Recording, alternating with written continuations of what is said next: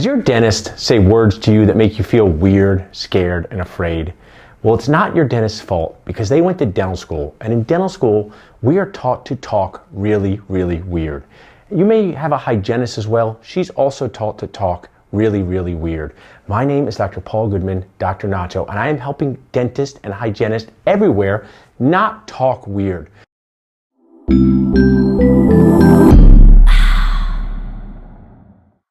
So I've come up with 5 words you should not say in a dental office. 5 words that will make your patients feel scared, feel weird, feel afraid, and make you unlikable. So what are these 5 words? So we're going to go through don't say this, say this. The first word is fail or failed. There's no reason we have to look at a patient who's had a bridge in place for 20 years and say, Millie, your bridge has failed. It's unlikable, it's mean, and it doesn't even make sense because cars don't last that long. So instead of failed, how about we say this? Hey Millie, it's time to replace your bridge. So don't say fail, say replace. What's next? My personal favorite, the one that makes you feel so weird on the inside when you say it. If a tooth does not have a filling, we are taught to call those teeth virgins. Does that make you feel comfortable to hear the word virgin? Instead of saying virgin, how about saying tooth without a filling? This tooth doesn't have a filling, not that it's a virgin. The third thing is save. We often say to patients, we can't save this tooth. So dramatic, like it's Private Premolar Ryan and Tom Hanks is coming to save it. So instead of that, say, hey, the cavity here has gotten so deep, we cannot maintain this tooth. So to review, don't say fail, say replace. Don't say virgin, say tooth without a filling. Don't say save, say maintain. We have 2 more. Informed consent, so dramatic. I'm going to give you an informed consent for a root canal. Now, what could you call an informed consent? A heads up. I'm going to give you a heads up what can happen. So you can have an informed consent form where it says informed consent, but as you bring it to life for patients, say, I'll give you a heads up. Most of the time things go really, really well, but these are some things you should know about your procedure. I'm going to give you a heads up, whether it's a root canal, scaling and root planing a crown. And the final one is the P word. Do not say this P word. And that P word is policy. No one likes to hear that word. You don't like it, I don't like it, and our patients don't like it. So you may have a financial policy where everyone pays before treatment. That's cool. But instead of saying policy, why don't you call it protocol? So don't say policy, say protocol. So these are the 5 words you should not say to be less weird and more likable in the dental office. Don't say fail, say replaced. Don't say virgin, say tooth without a filling. Don't say save, say maintained. Don't say informed consent, say heads up. Don't say policy, say protocol. If I can help you in any way, just reach out to me at dentalnachos.com. It is my life's goal to help you talk less weird.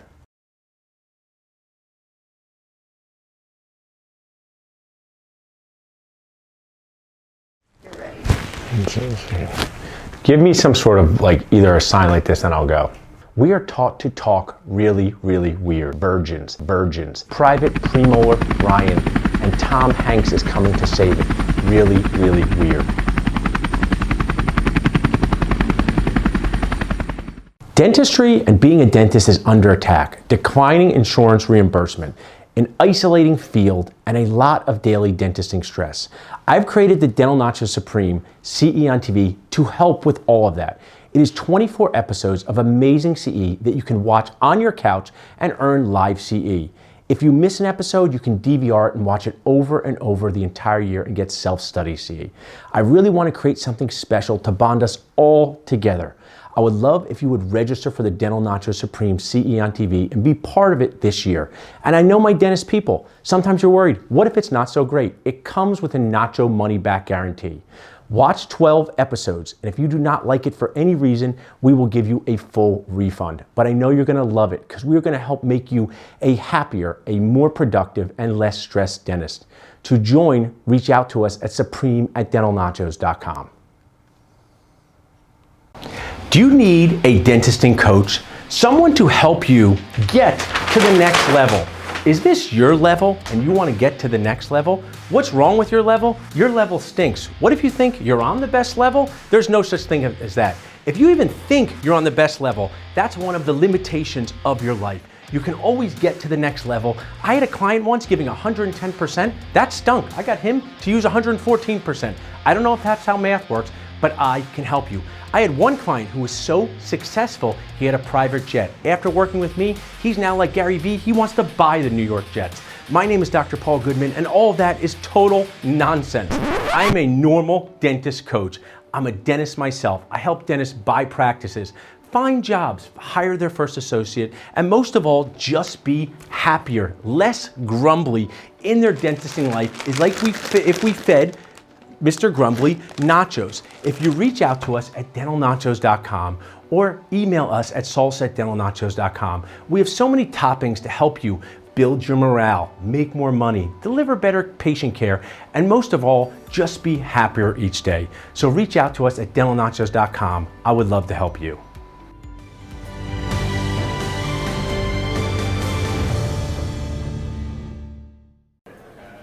Hello, my name is Sam Chen. I'm a new grad, 2.5 years out. I'm an associate at two places in New York City, and I'm here very excited at the New Dentist Bootcamp 5. The reason I came here, I could have done the live stream, which I've done previous events, but I really wanted to come in person to meet all the speakers and all the like-minded colleagues.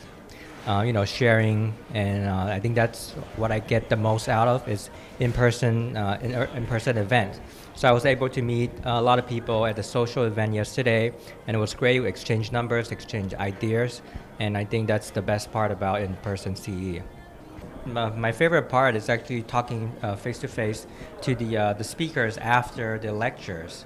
I could always go back and rewind and watch the live stream. But my favorite part is actually going in and asking additional questions, sharing cases, and talking about where I am and what some advice on what to do next. So that's my favorite part. So I decided to come to this event last minute because I really value the in-person experience. So I had to cancel my full day of schedule and weekend, and I think that would be worth it. I do lose one day of production, but I think we'll make up tenfold in what I will get away from this event.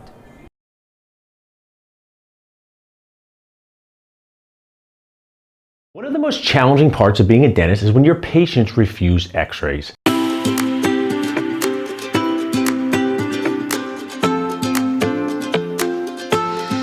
When they say, I don't want x-rays this time, or didn't I just have them and that time was like 10 years ago, and you are stuck. What to say to these patients? It's a conflict. So what to say when your patients refuse x-rays? My name is Paul, Dr. Nacho Goodman, and I want to help you with this because words can be a system just like bonding, just like placing an implant. What words to say? How do we train ourselves? How do we train our team to say these words? And let me help you with a few simple talking points. So there's two reasons patients will refuse x-rays, cost or radiation. Let's go over cost first.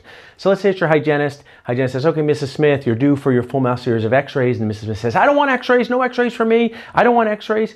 The patient, if you try to use logic to defeat an emotional argument, it's not gonna work. So what you or your hygienist can say at this point is, a lot of people feel that way. I don't like x-rays myself. Would you share your thoughts with me? Could you tell me more about why you don't want x-rays? Oh, they're super expensive. My insurance doesn't cover it. They're all emotionally charged up. And you can say, I totally get that. What I'd like to share with you is if we don't see something on an x-ray, like a cavity, a $200 cavity, here's the magic, a $200 cavity can turn into a $2,000 root canal and crown, and then don't say anything. The patient will usually be silent for a few seconds, and then you can say, hey, is it okay if we take those x-rays? And most of the time, the patient's going to say, yes, go ahead. You shared your why, you made them feel normal for having these objections, and this is gonna help you and your hygienist get those x-rays that you need to do proper diagnosis and make sure you really don't want a $200 cavity to turn into a $2,000 root canal and crown. Some people are not concerned about cost. They're concerned about radiation. And that can be totally normal. We think of all kinds of radiation, our cell phones, flying on planes. And even though dental radiation is so low, patients don't know that. And they say things like, I just had a CAT scan. I had a CAT scan of the CAT scan. I just had an MRI. I don't want my dental x-rays. It's not a cost thing. It's a radiation thing. So first say, I don't want it for I don't want these x-rays. There's way too much radiation. Say, hey, a lot of people feel that way. I don't want extra radiation from my dentist. I go here too. But the way it works is key. The way it works is these x-rays have just tiny amounts of radiation in them, much less than traveling on an airplane and doing the other things we do, like going on vacation and being in the sun. And the way it works is we just take the absolute minimum number of x-rays we need to keep the radiation as low as possible. And the reason we take these is so that we can check for cavities, we can check for bone shrinkage, we can check for other problems so we can solve them before they get too big. We want to solve them before they get too big. And those are 2 talking points to deal with patients who object to x-rays for cost or radiation. If I can help you in any way, just reach out to us at dentalnachos.com. Email me at salsa@dentalnachos.com. If this helps you, I would love to hear from you.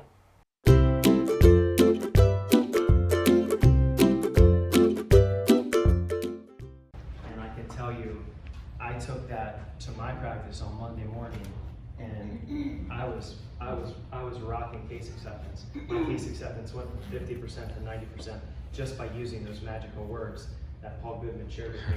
So I owe a lot of my implant successes to Paul. Obviously, he's a very talented entrepreneur, and he gives us kind of the tools that we need to talk to our patients a little bit differently, because dental school arms us with a lot of information that doesn't necessarily translate into success. In dental school, you're protected, taken care of, and there's someone to hold your hand. But what happens when you leave dental school and go into the real dental world? It's not like this shady side street. It's a little more like this. I'm Dr. Paul Goodman, Dr. Nacho, founder of Dental Nachos, and I founded this group to help you go from dental school to the real world. So we will be there for you. We will hold your hand. We will help you realize that being a dentist in the real world is something that you can handle, but you need some help, you need some guidance, and we will be there for you. So tell us what success as a dental practitioner looks like to you and how it's evolved for you over time. Sure. Well, I think that the first thing you think about when you're a dentist is you think, I'm going to make a great living and I'm going to have this great future and nice car, nice house, whatever. But when you find you chase money and you chase financial things, you get to the top of the mountain, you're the only one there. It's a lonely place. It's a lonely place. You can get there, but is that really what satisfies long term? So for me, what really, at the end of the day, if you have a certain production number or collection number that you hit, is it really satisfying? It might be satisfying for about 5 minutes, but after you forget about that, there's another day waiting for you. And guess what? Your production for that day, for tomorrow, is 0, because you're not there yet. So there's always the next thing that's waiting for you. And that can really break you down, and that can be a big negative. But if you get to the end of the day and you get that email from the patient that says, listen, I was in the other day and I was totally scared, and you guys put me at ease, you made me feel like I was family, you fixed my tooth feels great, by the way, and you guys have this way of making people feel at home, and I can't wait to come back. When you get a letter like that, that's something that I print out and I put on the wall so that I can keep going back and looking at that. So in those days when I am crying on the inside, I'm going to go back and look and say, you know what? You're making an impact in people's lives. It's not that just you're fixing teeth, because a tooth fixologist is not the be-all and end-all. It's not satisfying. It's satisfying for 5 minutes. But when you can have that patient tell you, yeah, you did a great job fixing my tooth. You changed my life. You gave me more confidence because now I can go out and smile and I'm happy and I don't feel like I'm covering my mouth all the time. Then you've made a lasting impact, and that person now feels like they're attached to you for life and they don't want to leave your side. And that is a lot more satisfying than anything financial would ever be. Hey dentistry friends, this is Paul, Dr. Nacho, dentalnachos.com, and I was asked to share a few thoughts about dental office drama, a popular topic out there in the dentisting universe. So who am I and what do? I do a number of different jobs. The one I want to talk about now is a multiple practice owner, someone who's owned a dental practice, been a partner in a dental practice since 2005. We have multiple locations and a large team. Our team is amazing.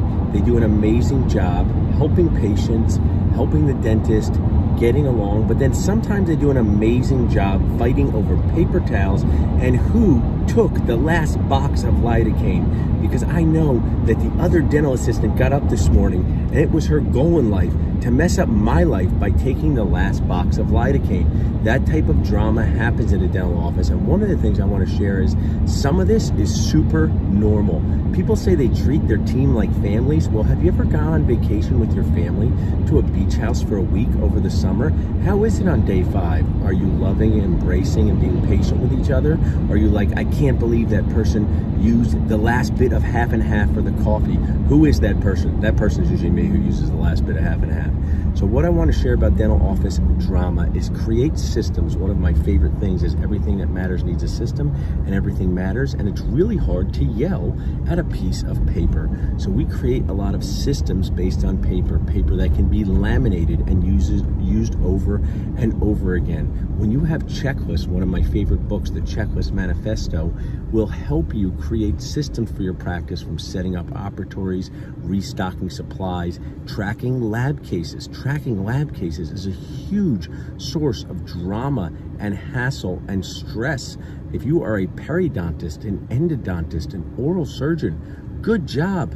No lab cases. Okay, periodontist, occasionally you do a night guard or Hawley bite plane or something like that, but it's not like us where we are getting our full contact arts and crafts project back all the time. Did my lab case get in? Is my crown here? So tracking that can cause a lot of stress. And my message to you to decrease office drama is to create systems that are simple. Use checklists, use pieces of paper that you can laminate and use over and over again. And also recognize that some of this is just totally normal. There's drama in a family, there's drama in a dental office, you have drama in your relationships. That's part of working together and being close with other human beings. That can be emotionally close, and in a dental office, a lot of times it's just physically close. One of my mentors, the amazing Aldana Ambler, shared with me that really our job in life is to manage energy no matter who you are, and that's so true. And in a dental office, there's a lot of challenging energy all over the place because we're working on patients and people that don't want to be there. So when you're working with your team, recognize drama can be normal. Try not to let it get out of control or cray-cray, as the kids say. Create repeatable systems that everyone knows about and can use. If I can help you along the way at any time, please reach out to me at dentalnachos.com, paul@dentalnachos.com, and you can even text me 267-896-1942. It's Valentine's Day. I'm wearing this heart that my moderator made me, one of my awesome daughters. So just remember to also be grateful for what you have.